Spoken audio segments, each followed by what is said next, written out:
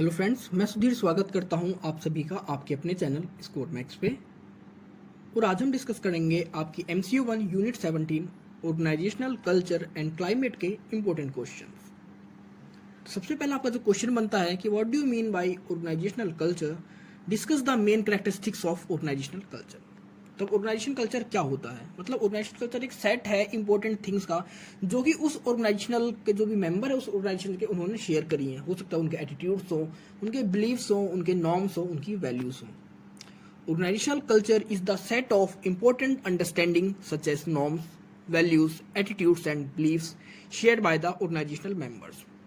Organizational culture has strong impact on the performance of the organization. It has basic element of culture and they are the values and basic assumptions.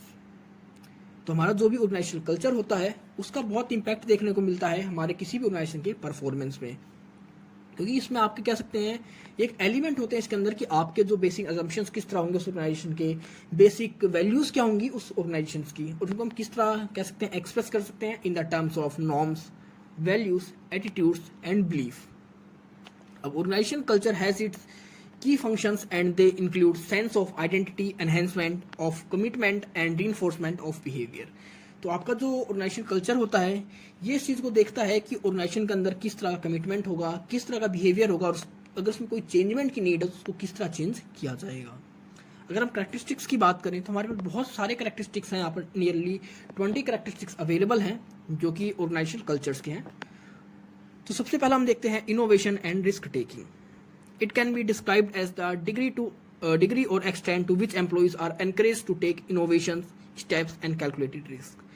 तो सबसे पहला जो इसका characteristics है organization culture का, यहाँ पर कुछ एम्प्लॉयज़ को जो ने लगता है कि हाँ वो रिस्क ले सकते हैं, या उनका जो कह सकते हैं एटीट्यूड है वो रिस्क टेकर्स का है, तो उन्हें वहाँ पर ज़्यादा से ज़्यादा इनकरेज किया जाता है इनोवेशंस के लिए या फिर कैलकुलेट रिस्क करने के लिए। तो मतलब रिस्क कितना हो सकता है उन सभी चीज़ को कैलकुलेट करने के लिए। मतलब आपका जो कह सकते हैं ऑर्गेनाइजेशन कल्चर है आपके इनोवेशन और रिस्क टेकिंग को बढ़ाता है।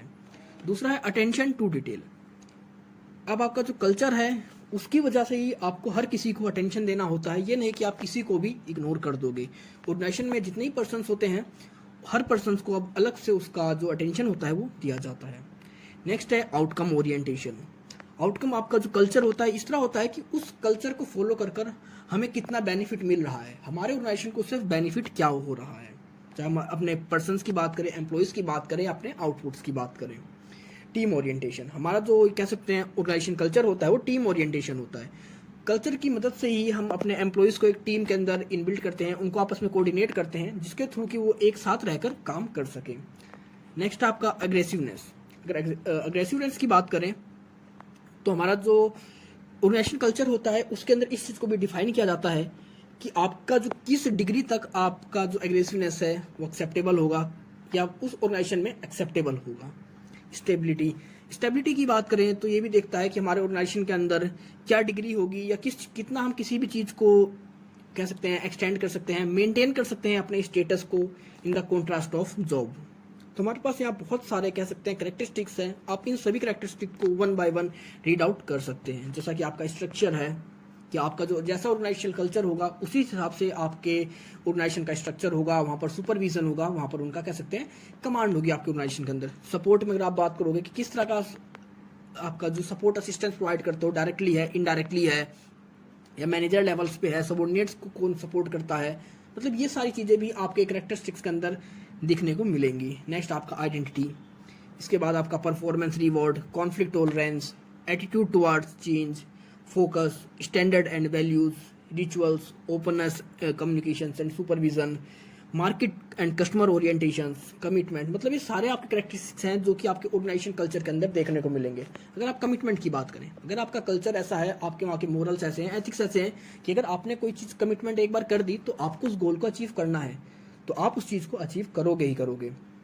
आपके किस तरह के रिचुअल्स हैं ये आपको सिर्फ आपके एक ऑर्गेनाइजेशन का जो कल्चर है उससे ही पता चलेगा। आपका फोकस किस तरह रहता है, आपका विजन क्या है, आपके ऑब्जेक्टिव्स क्या हैं, ये भी आपको कहीं ना कहीं पता लगता है आपके ऑर्गेनाइजेशन कल्चर से, और आपको ये हेल्प भी करता है आपका ऑर्गेनाइजेशन कल्चर इन सभी को अचीव करने के लिए। आपका किस तरह का एटीट्यूड्स होता है अगर कोई चेंज आता है, किसी नई टेक्नोलॉजी को आप अडॉप्ट करते हैं, कोई वैल्यूज़ आप चेंज होती हैं आपकी, या फिर आप किस तरह के कॉन्फ्लिक्ट को टॉलरेंस करते हैं, कॉन्फ्लिक्ट्स को सॉल्व करते हैं, किस तरह की डिग्री का आप यूज़ करते हैं वहाँ पर। परफॉर्मेंस रिवॉर्ड क्या होगा कि आप किस तरह किसी को अप्रेजल दोगे, उसको कह सकते हैं फाइनेंशियल इंसेंटिव्स दोगे उसके वर्क के लिए, उसने जो ऑर्गेनाइजेशन के लिए किया है। मतलब बहुत सारे कैरेक्टरिस्टिक्स हैं, आप इन सभी को एक बार पढ़ सकते हैं, रीड आउट कर सकते हैं, और एटलीस्ट एग्जाम में 10 कैरेक्टरिस्टिक्स आपको लिखने ही होंगे अगर एग्जाम में क्वेश्चन आता है तो। नेक्स्ट आपका बेसिक एलिमेंट्स ऑफ कल्चर। तो according to Schein there are 3 basic elements of organisational cultures. तो अगर हम एलिमेंट्स की बात करें तो यहाँ पर हमारी बुक के अंदर कई और पर्सन्स ने, अपने जो हमारे फिलोसफर्स हैं, उन्होंने अपनी अलग अलग तरह से एलिमेंट्स को डिस्क्राइब किया है। तो यहाँ पर हम सिर्फ शेन के अकॉर्डिंग यहाँ पर एलिमेंट्स की बात करेंगे। तो सबसे पहला होता है आर्टिफैक्ट्स, दूसरा होता है एस्पाउट्स वैल्यूज, तीसरा होता है बेसिक असम्पशन। तो सबसे पहले अंदर बात करते हैं, तो पहला लेवल होता है, it is the first level of organisation culture. It is observable symbols and signs of the organisation. It includes visible parts of organizations, example structures, processes, etc. Artifacts are harder to decipher. जिसमें हम देखते हैं कि सबसे पहला हमारा step होता है किसी कल्चर का, तो इसमें हम देखते हैं कि हमारे क्या सिंबल्स हैं, क्या साइंस हैं उस ऑर्गेनाइजेशंस के, जो कि विजिबल होते हैं, हम उनको ऑब्जर्व करते हैं, क्योंकि कहीं ना कहीं उन विजिबल साइंस से, सिंबल से हमें उस ऑर्गेनाइजेशन के बारे में पता चलता है। तो इनमें क्या क्या इंक्लूड होता है, आपका स्ट्रक्चर क्या है, आपके प्रोसेसेस क्या हैं, आपका इंसेंटिव का तरीका क्या है, आप किस तरह की पावर्स को प्रोवाइड करते हैं। मतलब ये सारी चीज़ें जो कि सिंबल साइंस आपके ऑर्गेनाइजेशनल कल्चर्स के अंदर देखने को मिलते हैं। दूसरा होता है एस्पाउस्ड वैल्यूज। अब इसके अंदर हम देखते हैं कि किस तरह का हमारा ऑर्गेनाइजेशन है और किस तरह वो अपनी चीज़ों को कंप्लीट करता है। मतलब किस तरह की वो स्ट्रेटजीज को अपनाता है, किस तरह के गोल्स को उसने डिफाइन कर रखा है अपने लिए, किस तरह की फिलोसफीज को वो फॉलो करता है अपने उस गोल्स को अचीव करने के लिए। नॉर्मली इसमें हम सिर्फ यही देखते हैं कि हमारा तरीका क्या है काम को करने का, ऑर्गेनाइजेशन के काम को करने का। और तीसरा होता है एजम्पशंस। अब एजम्पशंस के अंदर हम बात करते हैं, basic assumption are the beliefs that are taken for granted by the members of an organisation. These are ultimate sources of values and actions that include unconsciousness, perceptions, taken for granted beliefs, thought, feelings, etc. It is the third level of organization level. अब यहाँ पर होता है कि हमारे जो भी members हैं उनके किन बिलीव्स को, किन असम्पशंस को परमिशन दे दी गई है, एक तरह से ग्रांटेड कर दिया गया है हमारे ऑर्गेनाइजेशंस के लिए। इसके अंदर हम देखते हैं कि उनके क्या किन किन परसेप्शंस को माना गया है, उनके अनकॉन्शियस माइंड को देखा गया है, टेकन फॉर ग्रांटेड बिलीव्स को देखा गया है, उनकी फीलिंग्स को देखा गया है। तो ये सारे कल्चर्स होते हैं, आपके एलिमेंट्स होते हैं कल्चर्स के। नेक्स्ट आपका इम्पैक्ट ऑफ ऑर्गेनाइजेशनल कल्चर, कि ऑर्गेनाइजेशनल कल्चर का क्या इम्पैक्ट होता है। तो अगर हम बात करें क्या इम्पैक्ट होता है हमारे कल्चर्स का हमारे ऑर्गेनाइजेशन के ऊपर, तो बहुत सारी स्टडीज़ हुई हैं, उन्होंने अपने अलग अलग कह सकते हैं फैक्टर्स को दिया है कि क्या इफेक्ट करते हैं आपके ऑर्गेनाइजेशनल कल्चर्स आपकी सक्सेस के ऊपर, आपकी कह सकते हैं प्रॉफिट के ऊपर या लॉस के ऊपर। बहुत सारी चीज़ें हैं जो हमारे ऑर्गेनाइजेशनल कल्चर इम्पैक्ट डालते हैं अलग अलग चीज़ों पर। तो यहाँ पर हम बात करेंगे कि 4 तरह के हमारे इम्पैक्ट की बात करते हैं। सबसे पहला है आपका जो कॉर्पोरेट कल्चर होता है, can have a significant impact on firms long term economic performance. तो आपका जो भी कॉर्पोरेट का कल्चर होता है, चाहे कॉर्पोरेट कल्चर कह लो, उसे ऑर्गेनाइजेशनल कल्चर कह लो, ये लॉन्ग टर्म में इम्पैक्ट करता है आपके ऑर्गेनाइजेशन के इकोनॉमिक परफॉर्मेंस को। अगर आपके कल्चर्स में बहुत अच्छे मोरल्स हैं, इथिक्स हैं, तो वो आपको हो सकता है शॉर्ट टर्म में प्रॉफिट ना दे, लेकिन लॉन्ग टर्म में आपको वो एक तरह से की बनेगा आपके सक्सेस की। नेक्स्ट आपका corporate culture will probably be an even more important factor in the determining the success or failures of the firms in future. आपका फ्यूचर में आपका कॉर्पोरेट या आपका ऑर्गेनाइजेशन सक्सेस होगा या नहीं होगा, अपने एम्स को अचीव कर पाएगा, अपने गोल्स को अचीव कर पाएगा या नहीं, इसका बहुत इंपॉर्टेंट फैक्टर होता है आपका ऑर्गेनाइजेशन कल्चर। तो किस तरह इफेक्ट डालेगा, अगर आपके कल्चर्स अच्छे हैं, आपके कह सकते हैं बिलीफ्स अच्छे हैं, मोरल्स अच्छे हैं, तो वो चीज़ आपके डायरेक्टली इफेक्ट करेगा आपके सक्सेस रेट को फ्यूचर में। नेक्स्ट है corporate cultures that inhibits strong long term financial performance are not rare, they develop easily even in firms where they are the full of reasonable and intelligent peoples. अगर हम organisational culture के अंदर हम बात करें कि हमारे जो भी कल्चर्स हैं वो लॉन्ग टर्म में हमारे फाइनेंशियल परफॉर्मेंस दे, ये ज़रूरी नहीं है, क्योंकि हमारे कल्चर्स होते हैं उनको अपनी ऑर्गेनाइजेशन के अंदर लाने में हमें कई बार बहुत ज़्यादा फाइनेंस की नीड होती है, हमारा बहुत ज़्यादा खर्चा भी होता है। लेकिन लॉन्ग टर्म में जब हम देखेंगे तो उसकी वजह से हमारे ऑर्गेनाइजेशन के अंदर बहुत सारे जो इंटेलिजेंस होते हैं, रीजनेबल पर्सनस होते हैं, वो आ जाते हैं, अगर आपका जो ऑर्गेनाइजेशनल कल्चर है वो अच्छा है। All through thought of change corporate cultures can be made more performing enhances. और आपका जो कॉर्पोरेट कल्चर होता है इसकी वजह से ही आपकी जो परफॉर्मेंस होती है उसके ऊपर भी इम्पैक्ट देखा जाता है।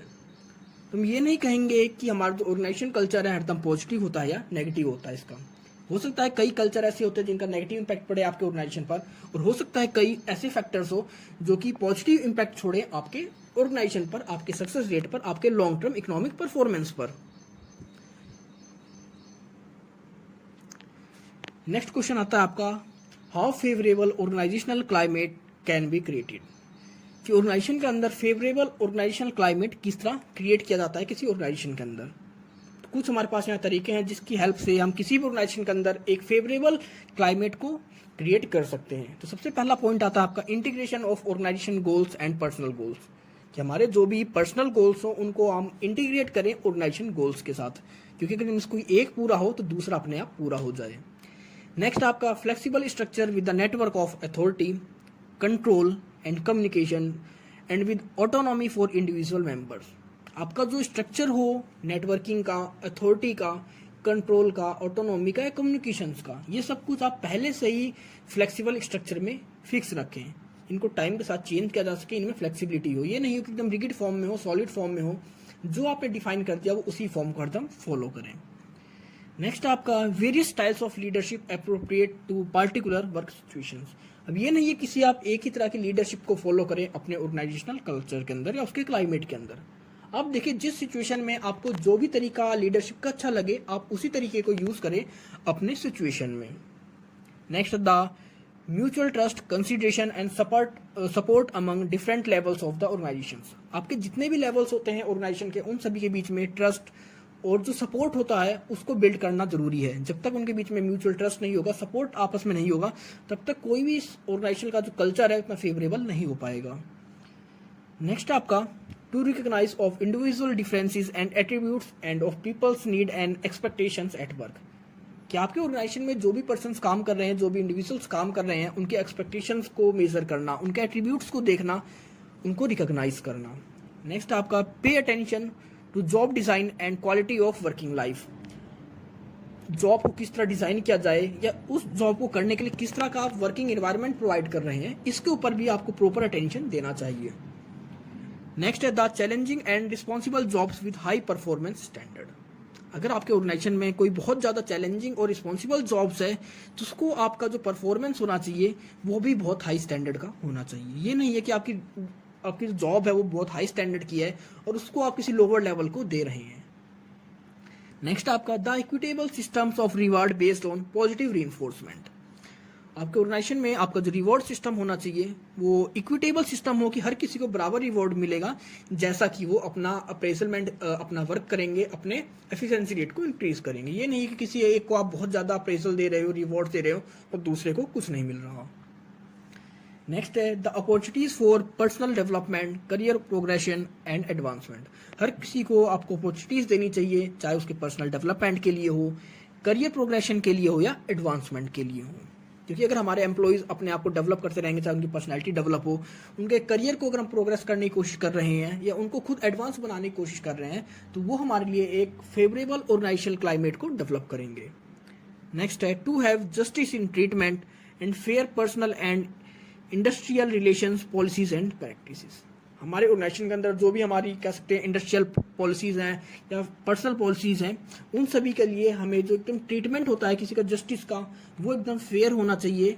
वहाँ पर हम रूल्स, रेगुलेशंस, पॉलिसीज़ को फॉलो करें, ना कि वहाँ पर किसी इमोशनल वे में जाकर हम कोई भी वहाँ पर डिसीजन लें। नेक्स्ट है to open discussion on conflict with emphasis on the settlement of different without delay और कन्फ्रंटेशन। अगर कोई कॉन्फ्लिक्ट आपके ऑर्गेनाइजेशन में, आपके क्लाइमेट में, तो उसके लिए आपको बिना डिले करे हुए उसके सेटलमेंट की कोशिश करनी चाहिए। नेक्स्ट आपका the democratic functioning of the organisation will full opportunities for genuine consultation and participation. अगर आपके ऑर्गेनाइजेशन में कोई बहुत ज़्यादा कह सकते हैं जेन्युइन है या कोई पार्टिसिपेट करना चाहता है, तो उसको पूरा मौका दिया जाए, उसको अपॉर्चुनिटीज दी जाए कि वो अपना प्रॉपर जो भी कह सकते हैं कंट्रीब्यूशन हो सकता है या उसका जो नॉलेज है, स्किल्स है, उन चीज़ को प्रोवाइड करे ऑर्गेनाइजेशन के डेवलपमेंट में। लास्ट जो आपका a sense of identity with the loyalty to organisation and the feeling of being a needed and important member of the organization. अब आपके जो भी मेंबर्स हैं वो अगर लॉयल रहेंगे तो उन्हें ऐसा फील होना चाहिए कि हाँ वो आपके ऑर्गेनाइजेशन के एक इम्पोर्टेंट पार्ट हैं, इम्पोर्टेंट मेंबर हैं उस ऑर्गेनाइजेशन के। किस तरह करोगे? आप उनको एक अलग आइडेंटिटी दो, लॉयल्टी को बढ़ाओ उनकी, और उनकी आपकी जो भी बेसिक नीड्स हैं उनको पूरा करो। तो ये था आपके इस चैप्टर के इंपॉर्टेंट क्वेश्चंस। आई होप आपको सब कुछ समझ में आ गया होगा। अगर आपको कोई इशू है, कोई डाउट है, तो आप कमेंट सेक्शन में कमेंट कर मुझसे पूछ सकते हैं। नहीं तो आप मुझे मेरे इंस्टाग्राम अकाउंट पर भी फॉलो कर सकते हैं। तो मिलते हैं जल्दी एक नई वीडियो के साथ। तब तक के लिए take care, goodbye friends.